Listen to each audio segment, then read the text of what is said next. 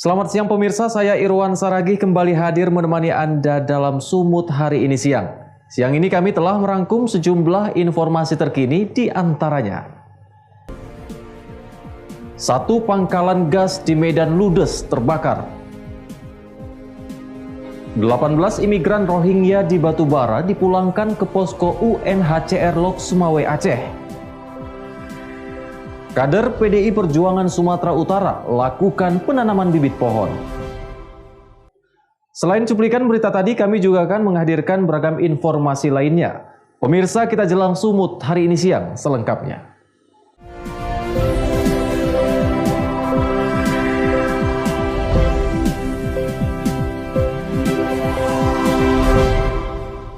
Kita ke informasi pertama, pemirsa. Diduga alami kebocoran gas, satu unit rumah yang merupakan pangkalan gas dan gudang terbakar. Sempat terjadi ledakan berulang kali dari tumpukan tabung gas yang masih terisi. Ledakan terjadi berulang kali dari sebuah rumah yang merupakan pangkalan gas di Jalan Gagak Hitam, Gang Cut Mariam Didoh. Diduga kebakaran terjadi akibat kebocoran gas dan api menyambar ke seluruh isi gudang dan rumah. Banyaknya material yang masih berisi gas membuat api membumbung tinggi. Beberapa kali terjadi ledakan dan menghanguskan satu unit rumah serta gudang yang berada tak jauh dari lokasi. Petugas Dinas Pemadam Kebakaran Pemko Medan sempat kesulitan menjinakkan si jago merah karena besarnya api. Pada kesempatan ini petugas pun memadamkan api dengan cairan deterjen.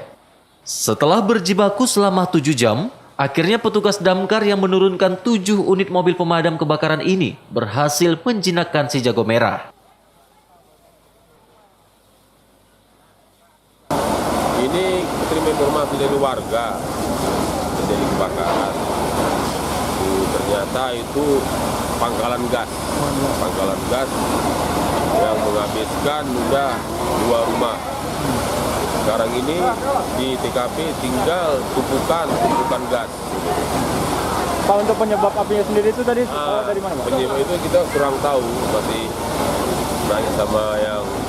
Pak, tadi kan kita sempat kesulitan karena banyaknya jumlah gas. Tadi bagaimana Pak mengatasinya, Pak? Nah, memang ya kena gas ini kita tidak bisa nyiram pakai air. Jadi kita perlukan tuh sebetulnya busa. Jadi kita upayakan tuh menggunakan rinso. Kamar itu kita isi rinso supaya berusaha untuk menutup udara gitu. Akibat ledakan ini, satu unit rumah yang berada di depan lokasi kebakaran mengalami kerusakan. Peristiwa kebakaran ini pun sedang dalam penyelidikan pihak kepolisian Polsek Sunggal. Beruntung, tidak ada korban jiwa dalam peristiwa kebakaran ini, namun kerugian material diperkirakan mencapai ratusan juta rupiah. Daniel Pekwali melaporkan untuk Evarina TV. Sementara itu pemirsa, langgar jam operasional dan tak terapkan protokol kesehatan, Satgas COVID-19 Sumatera Utara membubarkan pengunjung kafe dan bar di Kota Medan.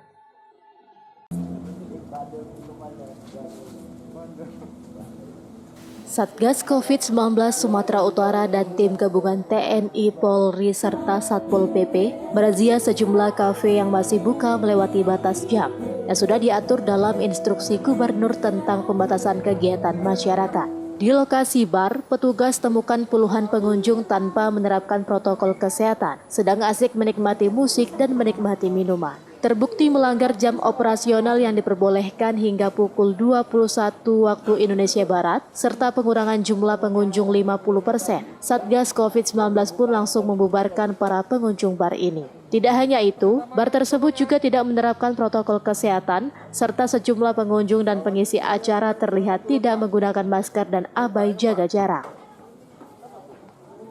Malam ini kami sebagian besar tadi melihat beberapa tempat hiburan malam. Sebagian besar sudah mengikuti instruksi dari Bapak Gubernur. Ini merupakan satu titik tolak untuk mencegah perkembangan dari klaster baru di beberapa tempat. Mengingat masyarakat juga perlu kita ingatkan. Oleh karena itu, bagi kami adalah ini satuan tugas, tetap jangan bosan-bosan, jangan lengah, tetap semangat untuk mengingati masyarakat, walaupun beberapa masyarakat masih ada yang mengurangi mengurangi kelengahannya, ada yang baik dan sebagian juga masih ada yang perlu kita ingatkan dengan benar. Namun demikian ini semua adalah petunjuk dan arahan dari Bapak Gubernur Sumatera Utara, Bapak Edi Rahmayadi, agar kita tidak bosan-bosan terus mengingatkan kepada rakyat kita. Di lokasi lain, petugas juga bubarkan puluhan muda-mudi yang sedang asik bermain kartu hingga larut malam dan ditemukan beberapa orang tidak menggunakan masker. Aturan pembatasan kegiatan masyarakat ini berlaku hingga akhir bulan Januari 2021. Diharapkan dengan PKM ini dapat mencegah penyebaran COVID-19 di Kota Medan yang masih menjadi zona merah COVID-19. Daniel Pekwali melaporkan untuk Eva Rina TV. Sementara itu pemirsa, jalan nasional penghubung antara Kabupaten Deli Serdang Tanah Karo di kilometer 22 Kecamatan Pancur Batu terkikis longsor selebar 2 meter. Hal ini menyebabkan badan jalan menyempit dan hanya satu jalur yang dapat dilalui kendaraan. Tingginya intensitas curah hujan yang terjadi akhir-akhir ini di Kabupaten Deli Serdang, Sumatera Utara mengakibatkan badan jalan Jemen Ginting di kilometer 22 terkikis longsor selebar 2 meter. Material badan jalan atau aspal yang terkikis dan terbawa longsoran ke dalam jurang menyisakan satu jalur yang dapat dilalui secara bergantian, baik kendaraan yang berasal dari Karo menuju Kota Medan maupun sebaliknya. Di Jalan Nasional Jemen Ginting ini terdapat 3 titik badan jalan yang amblas terbawa longsor, yang terparah di kilometer 22. Untuk mengantisipasi kondisi yang semakin parah, Balai Jalan Nasional hari ini mulai melakukan perbaikan dengan membuat beton jeronjong yang diperkirakan akan rampung 2 atau 3 minggu ke depan. Ini longsor tebing, jurang ini longsor yang mengakibatkan terganggunya lalu lintas. Kita usahakan mungkin ini dalam waktu paling lama 2-3 minggu selesai. Jadi supaya masyarakat tidak terganggu lagi untuk lalu lintas Medan Lestari. Lokasi longsor kita ini ada sekarang 3 titik. Tahap pertama ini yang paling urgent, ini kita kerjakan dulu. Sementara itu, bagi kendaraan yang berasal dari Kota Medan atau Karo, pengendara dapat menggunakan jalur alternatif dari Kecamatan Namorambe atau Deli Tua. Wahyu Pratama melaporkan untuk Eva Rina TV. 18 imigran Rohingya di Batubara dipulangkan ke posko UNHCR Lok Sumawe Aceh. Beritanya akan hadir sesaat lagi.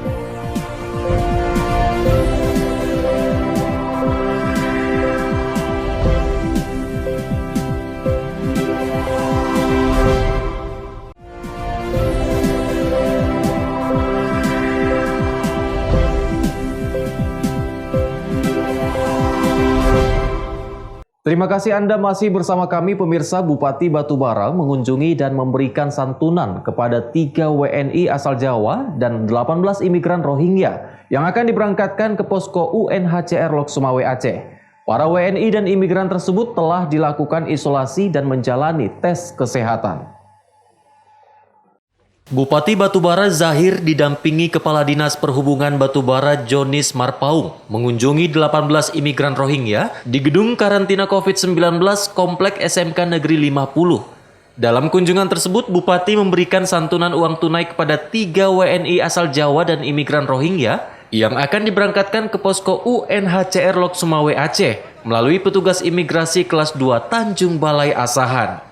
Bupati Zahir mengatakan, 18 imigran Rohingya dan 3 WNI ini sebelumnya diamankan Polres Batubara saat hendak berangkat ke Malaysia melalui jalur ilegal. Ke-18 imigran dan 3 WNI ini telah dilakukan isolasi di gedung karantina COVID-19 dan telah menjalani tes kesehatan sesuai SOP. Adapun hal tersebut sebagai upaya memutus klaster baru penyebaran COVID-19. Ini sudah kita karantina karena SOP dari Satgas COVID itu harus kita karantina dulu beberapa hari, 14 harian begitu. Nah, ketika sudah sudah steril, prosedurnya dia tidak ada gejala dan kita sudah lakukan tes ya. Saya pikir sudah dites ya. Sudah Pak. Dites, ini sudah clear tidak COVID. Nah, ini dikembalikan melalui imigrasi dari Kementerian Hukum dan HAM. Ya, Pak Gubernur Sumatera Utara berterima kasih kepada imigrasi, kepada kepolisian, kepada pemerintah Batubara karena sudah mengantisipasi. Inilah upaya-upaya pemerintah dalam mengantisipasi penularan COVID-19 ini. Siapapun yang masuk, pasti kepala desa, kepala dusun, camat pasti lapor ya pada gugus tugas. Ya, ini kan 18 imigran ini akan kita serah terimakan kembali ke pos UNHCR yang ada di Lok Sumawe di Aceh. Itu Bang. Nanti akan kita escort, kita lakukan pengawalan untuk supaya mereka ke-18 ini bisa sampai di tujuan dengan selamat lah, dengan tidak ada kendala. Mudah-mudahan didoakan kita juga supaya di dalam perjalanan tidak ada kendala nantinya. Taufik melaporkan untuk Evarina TV. Informasi berikutnya pemirsa, Satreskrim Polres Serdang Bedagai Sumatera Utara berhasil meringkus oknum Kepala Dinas Sosial Kabupaten Serdang Bedagai berinisial IF usai menerima sejumlah uang di salah satu rumah makan yang ada di Kecamatan Serampah. Oknum Kepala Dinas ini melakukan pemerasan dan intimidasi terhadap korbannya yang merupakan salah satu pemilik e-warung program bantuan pangan non-tunai.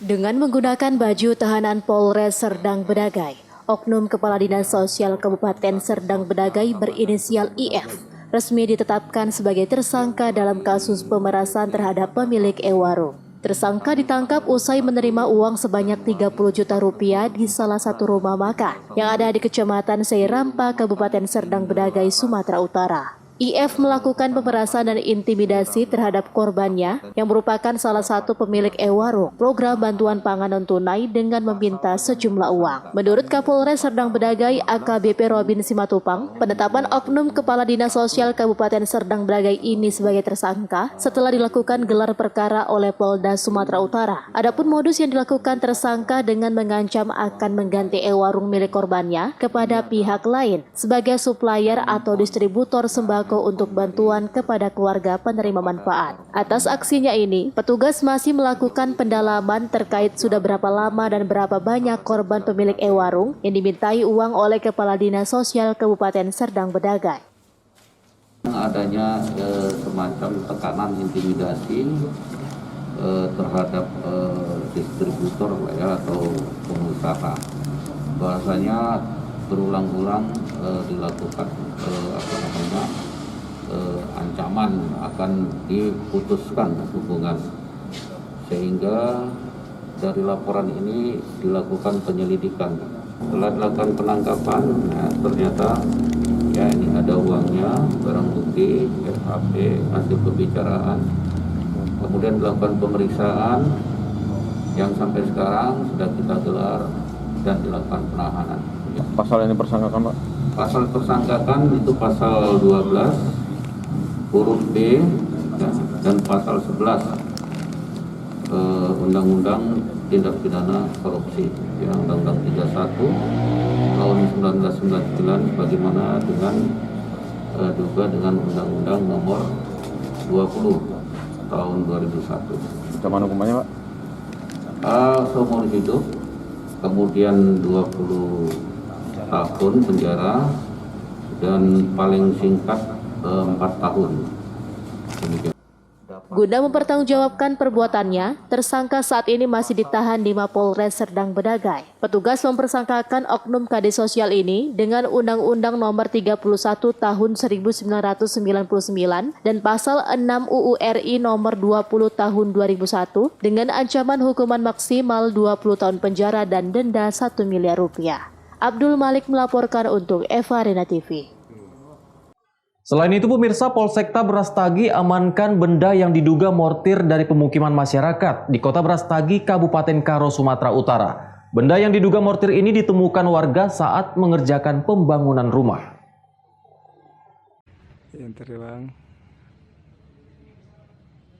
Kepolisian Sektor Kota Brastagi mengamankan sebuah benda yang diduga bahan peledak atau mortir dari pemukiman masyarakat di Kota Brastagi, Kabupaten Karo, Sumatera Utara. Benda yang diduga mortir ini ditemukan oleh warga saat menggali tanah untuk bangunan pondasi rumah. Menurut Kapolsekta Brastagi AKP Elmar Paung, benda yang diduga bahan peledak ini sudah diamankan dengan ukuran panjang 27 cm, berdiameter 7 cm dalam kondisi berkarat. Guna menghindari adanya hal yang tidak diinginkan, mortir yang ditemukan ini diduga masih dalam keadaan aktif, dikarenakan terlihat adanya bungkusan plastik dan sudah terkubur lama di dalam tanah. Informasi dari Fadil Halawat, umur 38 tahun, pekerjaan tukang. Pada waktu beliau mengerjakan pondasi rumah, ada menemukan benda keras yang diduga adalah mortir yang dengan panjang kira-kira 26 cm. Dalam hal ini kita dari Polsek Brastagi langsung mendatangi TKP dan mengamankan barang bukti di Polsek. Kemudian selanjutnya kita menghubungi daripada Jibum Polda Sumatera Utara untuk mengecek atau mengamankan mortir tersebut, dan kita sedang menunggu ini. Hingga saat ini pihak kepolisian sudah berkoordinasi dengan tim penjinak bom untuk memastikan kondisi serta benda tersebut dalam keadaan aman. Chandra Bukit melaporkan untuk Evarina TV. Pemirsa, Sumut hari ini akan kembali dengan informasi menarik lainnya. Tetaplah bersama kami.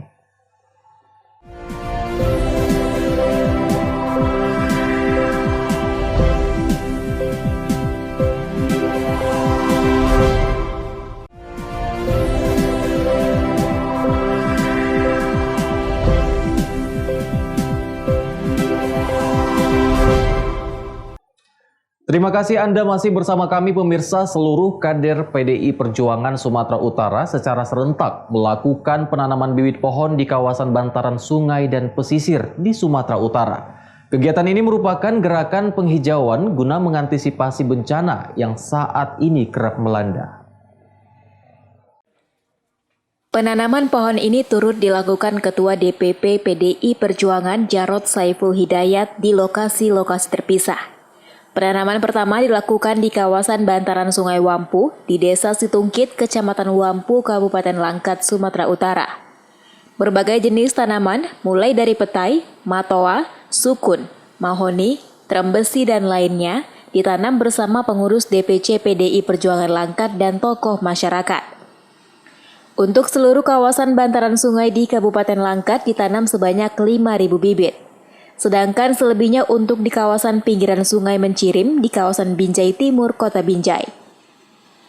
Menurut Jarod, kegiatan ini dilakukan dalam rangka merayakan hari ulang tahun Ketua Umum PDI Perjuangan Megawati Soekarno Putri ke-74 tahun.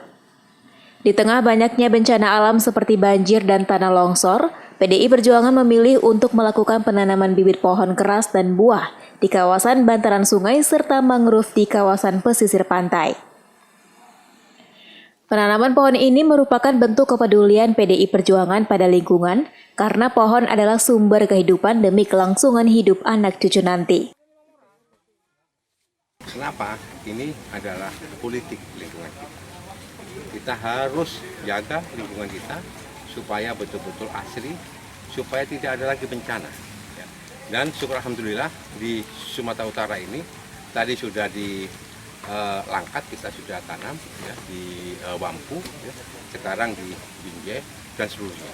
Untuk Sumatera Utara yang kita tanam sekarang ini secara serentak adalah 74.000 pohon, ya, yang berasal dari jajaran partai, DPD, DPC, kader partai serta masyarakat ikut terlibat bersama-sama menanam secara serentak, mulai di Sumatera Utara sampai dengan ke Polanias.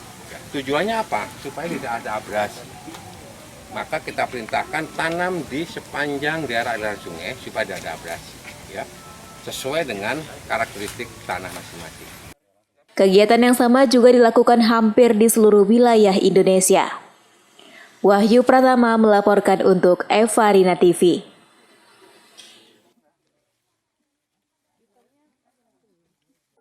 Informasi menarik lainnya pemirsa, politisi Partai Demokrat sekaligus anggota DPR RI Komisi 3, Hinca Panjaitan, menggagas gerakan Save Pajak Horas untuk memperbaiki pasar tradisional di Kota Pematang Siantar. Gerakan ini rencananya akan dimulai pada 14 Februari mendatang. Anggota Komisi 3 DPR RI dari Partai Demokrat Hinca Panjaitan melakukan kegiatan reses ke daerah pemilihan Sumatera Utara 3. Salah satu tempat yang didatanginya yaitu perusahaan daerah Pasar Horas di Kota Pematang Siantar pada 23 Januari 2021. Dalam kunjungannya, Hinca terlihat berdialog dengan para pedagang, sekaligus melihat langsung lokasi bangunan Pasar Horas yang puluhan tahun tidak pernah diperbaiki. Terinspirasi mendengar banyaknya keluhan yang disampaikan oleh pedagang, Hinca Panjaitan siap menggagas gerakan perbaikan Pasar Horas dengan tagline #SavePajakHoras. Gerakan yang rencananya akan dimulai pada 14 Februari mendatang dilaksanakan untuk menggugah hati warga agar ikut berpartisipasi memperbaiki pasar tradisional yang ada di Kota Pematang Siantar, khususnya Pasar Horas. Guna mensukseskan gerakan ini, Hinca akan menggalang dana untuk melakukan perbaikan sejumlah fasilitas. Sementara untuk perbaikan jangka panjang, Hinca Panjaitan akan berkoordinasi menemui kementerian terkait agar percepatan pembangunan Pasar Horas segera terwujud menjadi pasar yang lebih modern.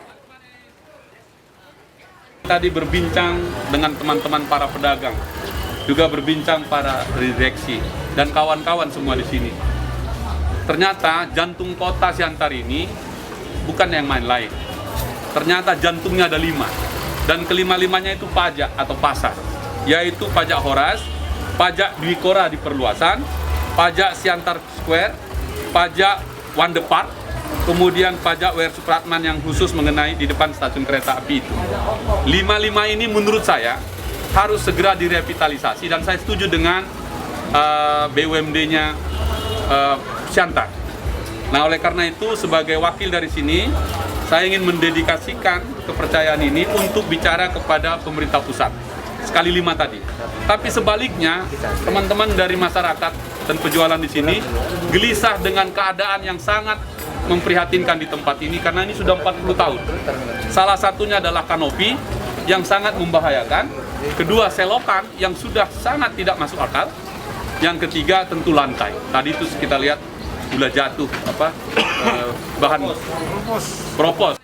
Dengan adanya gagasan ini, pihak manajemen PD Pasar dan Pelindung Persaudaraan Pedagang Pasar Bersatu atau P4B Pasar Horas akan mendukung dan membantu gerakan tersebut.